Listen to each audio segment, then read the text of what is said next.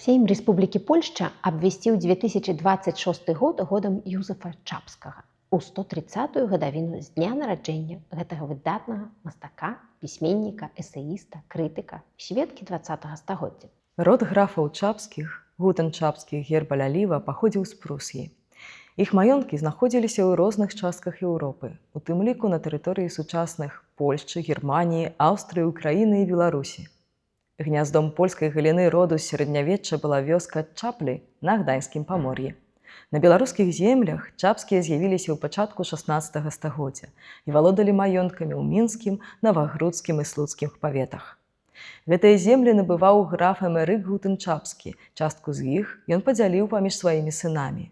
Станькава дасталася старэйшаму сыну Каралю Чапскаму, які быў мэрам Менску 11 гадоў. Гэта ён некалі пабудаваў тэатр, які зараз носіць імя Янкі Купалы, і піўны завод, зараз гэта завод Аліварыя. І шмат іншых ноу-хау таго часу ўкараніў у Менску дзядзька Юзефа Чапскага. Прылукі ж прыналежалі малодшаму сыну Ежы Чапскаму, бацьку Юзефа Чапскага. У сям'і Ежы Чапскага і Юзефіны Караліны фон Тут-Гогенштайн нарадзілася 7 дзяцей. Юзеф быў 5-м. Тут у Прылуках прайшло яго дзяцінства, дзе, па словах самого мастака, ён быў сапраўды шчаслівым. Апошні раз Юзеф Чапскі быў у доме сваёй сям'і напрыканцы Першай сусветнай вайны. Аднак у доме ўжо ніхто не жыў. Сам дом захаваўся, але ўсе рэчы былі складзеныя ў некалькіх пакоях. Вялікай трагедыяй для 7гадовага Юзефа стала смерць маці Юзефіны Караліны фон Тут-Гогенштайн, якая памерла пры родах.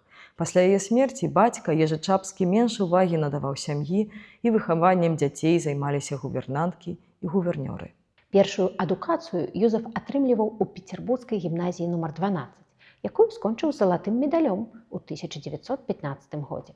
У гэтым жа годзе пачаў вывучаць права ў Пецербургскім універсітэце. Вялікі ўплыў на фармаванне асобы Юзефа Чапскага зрабілі кнігі Станіслава Бжазоўскага, Януша Корчака, Стэфана Жаромскага.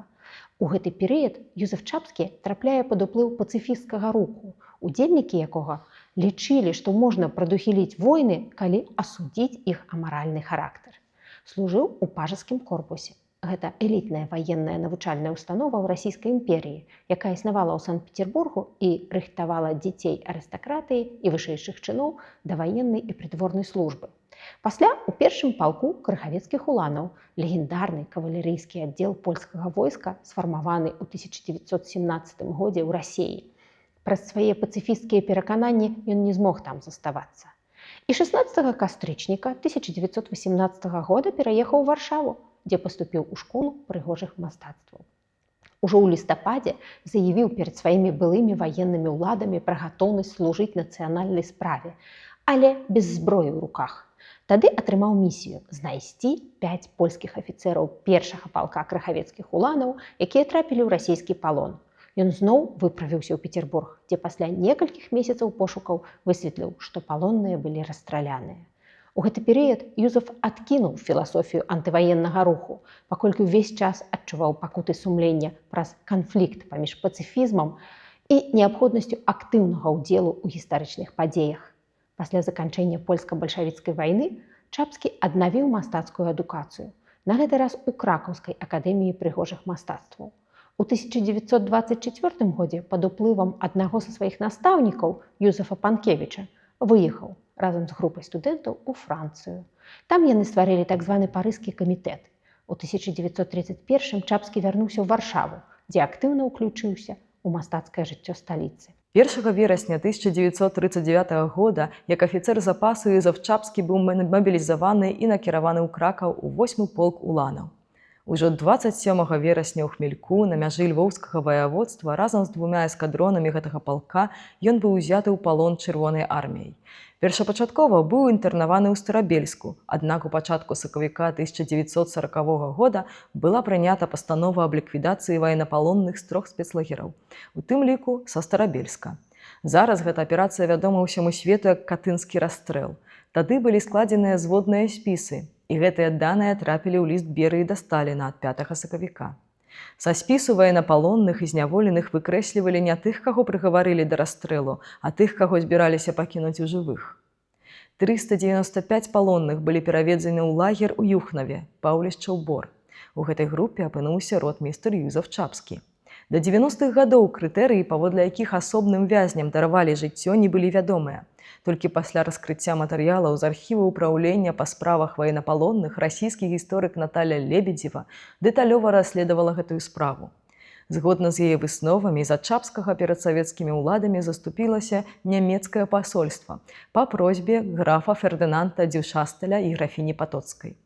Нямецкія ўлады вырашылі, што асобы, народжаныя на тэрыторыях, уключаных у склад Германіі, а Чапскі нарадзіўся ў Празе, падпадаюць пад юрысдыкцыю Трэцяга рэйха. Праўду пра сваё выратаванне ён даведаўся толькі ў 1990 годзе, а на працягу дзесяцігоддзяў задаваўся пытаннем, чаму менавіта ён апынуўся ў спісе памілаваных. У сярэдзіне лістапада 1941 года Чапскага прызначылі кіраўніком бюро па пошуку зніклых без вестак польскіх салдат і афіцэраў. Ён адзначаў, што ўжо меў падобнае заданне, толькі цяпер шукае ўжо не 5, а каля 15 000 чалавек. У 1943 годзе стала вядома пра масавыя пахаванні ў ваколіцах Катыні. Савецкія ўлады абвінавацілі ў злачынстве немцаў. Большую частку свайго пасляваеннага жыцця Чапскі спрабаваў змяніць грамадскую думку на захадзе, даказваючы ўласную версію падзей.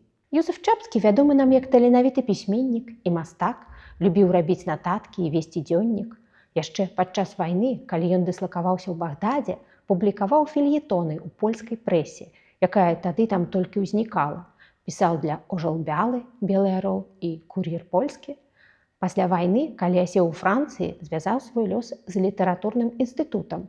Выступаў як каментатар на старонках штомесячніка «Культура».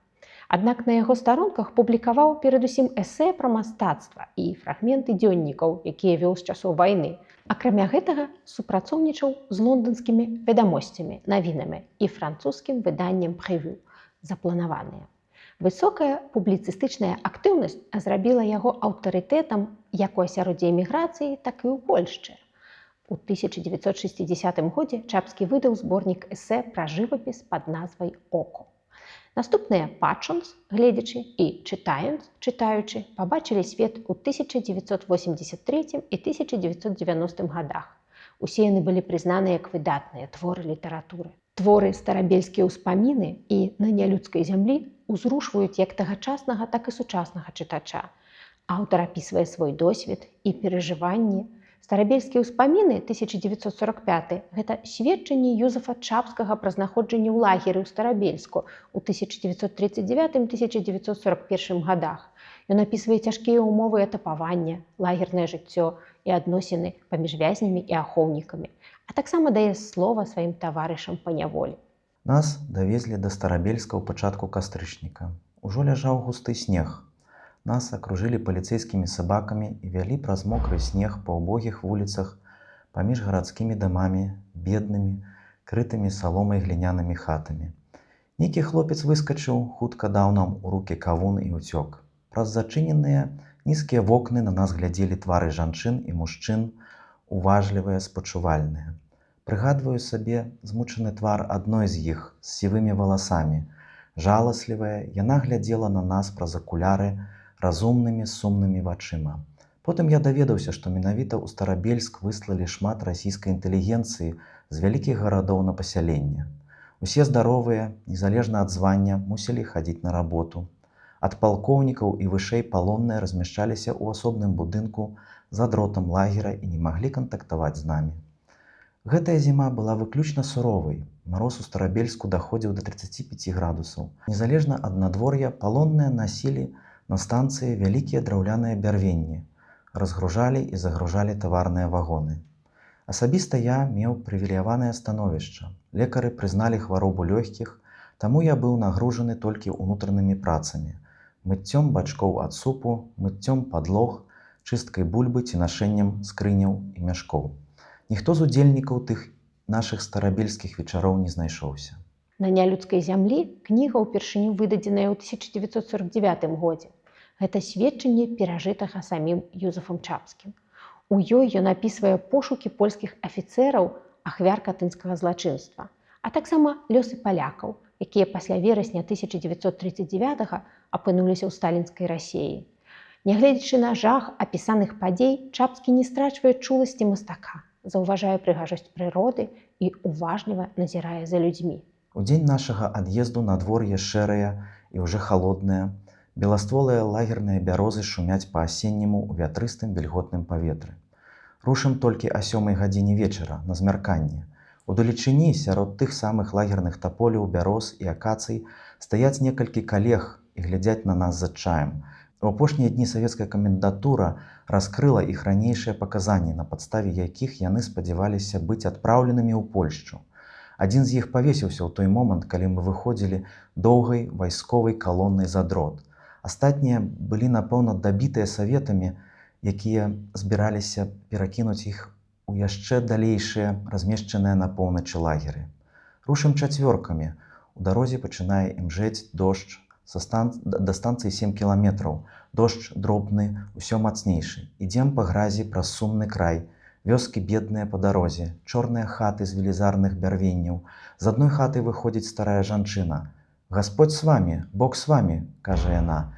Тыя ж словы паўтарае нам паўшэптам іншая маладая жанчына на вуліцы мястэчка, нібы вымерлага, без святла, без руху, у якім знаходзіцца станцыя.